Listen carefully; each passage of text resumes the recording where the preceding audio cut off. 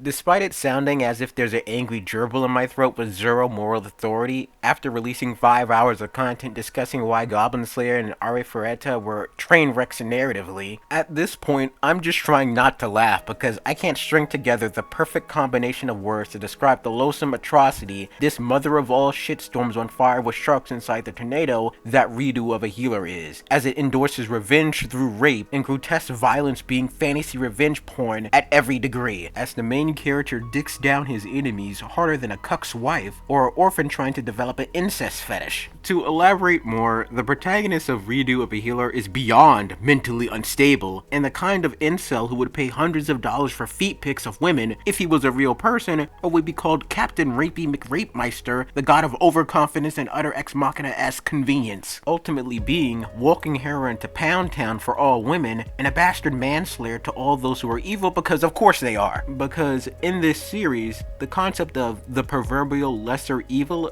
doesn't exist. You're either a complete cartoonishly villainous and sadistic evil asshole, or a more tolerable evil asshole than the last. But considering how despicable and morally bankrupt these characters are within their justifications and means, don't justify or give grounds to whatever their ends might be. Neither evaluates the pretentious nature of the protagonist and his brain-dead moral compass, or again, the cartoonishly evil depravity of those that surround him, to where the sinful pleasures these characters delight in are no different from and as easy as breathing. To put it into perspective, every character in this story is infamous for some kind of crime against humanity, or just being an hyper edgy, over the top, massive bottomless trash bag, a sickening evil that even if Jesus died for all their sins, it still wouldn't be enough. While Keare, the protagonist, is, well, I guess he could be called a sexy utilitarian, because after 2 pumps, he can turn a woman's pussy into a rice patty. To not get too specific in the overarching narrative as of yet, the setup for Redo of a Healer is that in a previous timeline that no longer exists because of time travel shenanigans, and should have by all accounts erased his memories but doesn't because of the power of convenience and isekai power fantasy, remembers that in a prior timeline, the people in his adventurers party were all sadistically evil candy-ass faggots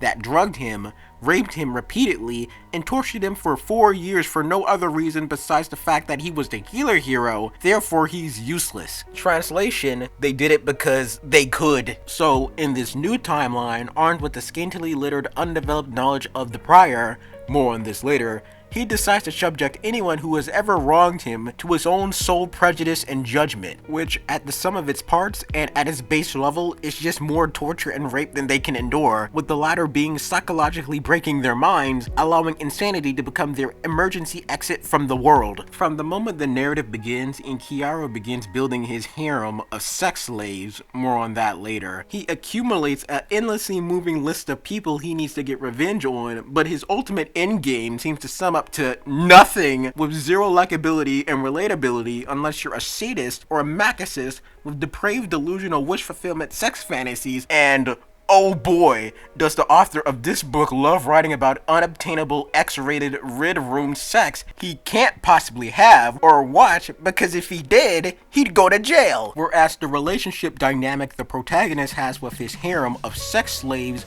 are built upon a twisted romance of abuse and trauma, mistaking control as a form of affection and love, while his lust for revenge is as perverse and mutated as his obsession and toxic masculinity, bolstered by an artificially constructed sense of indomitable self-righteousness. Translation, he has a god complex. In layman's terms, this is a story where the abused becomes the abuser. Now, to break that down into simpler terms for those that don't understand for some reason, metaphorically, the main narrative of Redo of a Healer is about a little boy who gets sexually molested by a relative for years, understanding and knowing what happened was wrong, to do exactly that to their own children as if it was some kind of sick ritual that needed to be performed, to then turn around and say, what he was doing couldn't be helped because I used to be a victim. The main character of this book became what he hated because according to his logic and rationale, it couldn't be helped. He just had to get his revenge, because of course he does. Now, the general rule of thumb extending from literature to real life is that heroes or those that publicly serve treat those who are evil or villains better than the way they treated their victims, because heroes don't sink to villains' level, and as quixotic as that might sound, how are we supposed to strive and construct a better society if someone believes that revenge is a good thing as long as their revenge is reasonable and a demented realization of magic realism? Rooting for the main character of this book is like hoping Ramsay and the Boltons win the Game of Thrones, hoping that Nobuki can rape Asuna from Sword Art Online along with every other rapey villain, and that Sho Tucker from Full Metal Alchemist gets to get away with torturing and experimenting on his daughter because science, and he needs to keep his political status as a state alchemist because of course he does, and nobody should bat an eye or look his way due to the very fact that his daughter is his property. There are so many well-written and better books that write about characters enacting their demented revenge fantasies on whoever did what to them than Redo of a Healer, which is otherwise written by an emo high schooler. For example, Matsumoto Jiro's Frieza is an exploration of such a world where in an alternative Japanese society at war, a law is passed legalizing retaliatory killings, meaning at its base level, if somebody kills your loved one, you are legally sanctioned to kill or hire someone to kill the victimizer. Despite the book's narrowed focus on action and the personal stories following each character as they hire the main character to kill whoever did whatever bad thing to them, there's a subtle social commentary on society and the nature of hatred and revenge. Blade of the Immortal is about a woman who seeks vengeance against the people who slaughtered her family. Ultimately, at the end of the day, Frieza and Blade of the Immortal are both stories about, yes, vengeance, but also an exploration of how these characters cope and hope to find some kind of peace of mind or meaning to life again, instead of fully committing every ounce of their existence to revenge. You could always read Korean Maha, you can always read Killing Stalking, House of Dolls, Blade of the Phantom Master, Innocence, Yubel Blatt, Red Raven, Old Boy, Dear Boy. But the problem with Redo of a Healer is that it's a thin-layered and misbuttoned excuse to have an insanely unstable protagonist that unleashes a plethora of gratification through killings and rapes for the sake of cruelty. In the manga Revenge Classroom, despite how overly convoluted the narrative became, much like Redo of a Healer, it wants to have cake and eat its ice cream too, but didn't find a way to make ice cream cake. Well, let me rephrase that. Revenge Classroom found a way, in where the main character wanted to get revenge on her classmates by ruining their lives by destroying their social status or by physically harming them through brutal acts of violence and torture, of course. That would only maim them, but it's still pretty bad. Anyway, the author simultaneously wanted the reader to feel empathy for why she was doing all these morally bankrupt things like a sociopath, which ultimately led to the author artificially constructing scenarios where the main character would have an advantage, meaning that despite the story being called Revenge Classroom, she never directly killed anyone, but instead killed people indirectly through other characters exercising free will. Meaning, while the main protagonist, whatever her name was, because I can't remember for a salt and a cracker, did whatever scheme revealing that Jessica was a whore on social media, another secret antagonist would be operating in the background being worse and more eviler than the main character, such as, you know, decapitating another character or putting a bomb in someone's locker at school, because why not? Revenge Classroom is a really stupid book. I'd recommend DeadTube instead. In the case of Redo of a Healer, the author would go out of his way to show these overly dramatized, edgy flashbacks where the main character is tortured and ass raped until his butthole bleeds and is unconscious, just to find out he has a chair shoved up his ass when he wakes up and that his dick's been deflated. But at the same time, remember, this is the main character that is now free to roam the world and travels with bottles of aphrodisiacs just in case he needs to rape someone and erase their memories or manipulate them in some way, which he does for little to no reason. Then compares raping this random woman to how he frequently rapes both of his sex slaves that he's psychologically conditioned, declaring that she wasn't as good as they always are, followed by a monologue of how helpless the rebel forces are while visually showing the woman he just raped for little to no reason, considering how vastly overpowered he is as a character and the resources at his disposal, making him an evil Mary Sue. As the saying goes, someone cannot be all powerful and be all good, yet it makes zero sense for this character to completely lack a moral compass despite what his abilities are. The healing hero heals. The book specifically states by manipulating time and matter, Keare can return things to their original states and heal deep injuries from himself or others. Thus, the question becomes,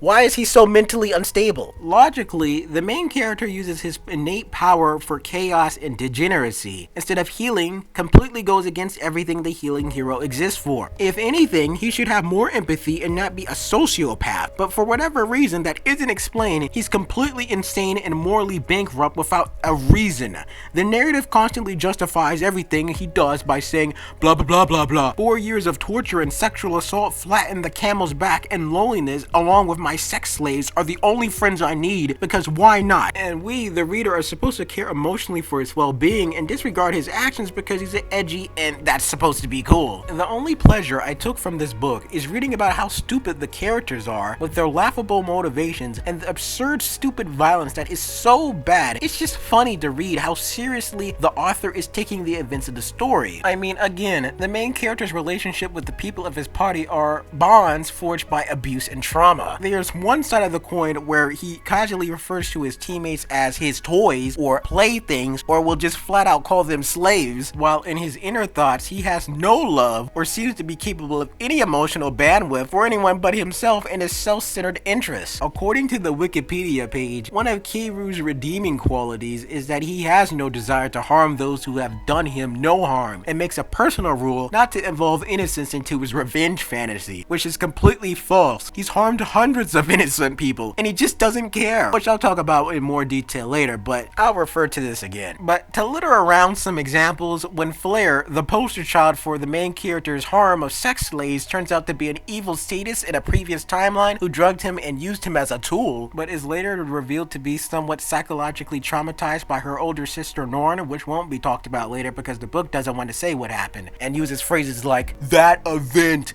or that certain time in my life to try to obscure what really happened because the writing is terrible. To reiterate, the main character has the ability to absorb people's memories, meaning he knows everything Flair knows, meaning when he's using words like that to describe something, he's obfuscating whatever he's trying to refer to because the author is trying to cover his ass from something he hasn't came up with yet, because he's writing about 13 other isekais, and that's not a joke. Anyway, Keare was singularly responsible for the reason why Kiru's personality became so fucked and demented. Thus, after acquiring enough strength to take revenge on her, he rapes her with his non-existent magic condom, blasts a couple inside her tum-tum, to then, in his own arrogance, steal her from her emotionally, believing he's justified in his own insane cruelties, and rapes away her identity for cruelty's sake. And this won't be the last time this character does this for little to no reason or his own benefit that's specifically convenient towards the narrative. But after erasing her memories and then completely modifying her appearance and personality, transforming her into an ideal girl, as he calls her, that'll be an obedient dog while leaving her combat prowess knowledge intact, he then turns her into her sex slave warrior companion and convinces her they are lovers, and she obediently follows every command like a cow without any ifs, ands, or buts, because it's all a part of his sex death cult, removing whatever personality she had and replacing it with a cardboard cutout of whatever a possible three-dimensional character looks like. There'll be an entirely separate conversation on this later that'll be more in-depth, but for now, what has been established in this diatribe is that the main character and his supporting characters are either complete garbage in an endlessly filling trash bag, or a cardboard cutout of what used to be a character that now does acrobatics on the main character's dick. However, what I haven't discussed is the nature of the antagonist of this series. Blade Hero, which stole her naming conventions from the Goblin Slayer universe, is literally named Blade Hero. You know, so when she gets tortured and raped, you don't think of her too much as a person, but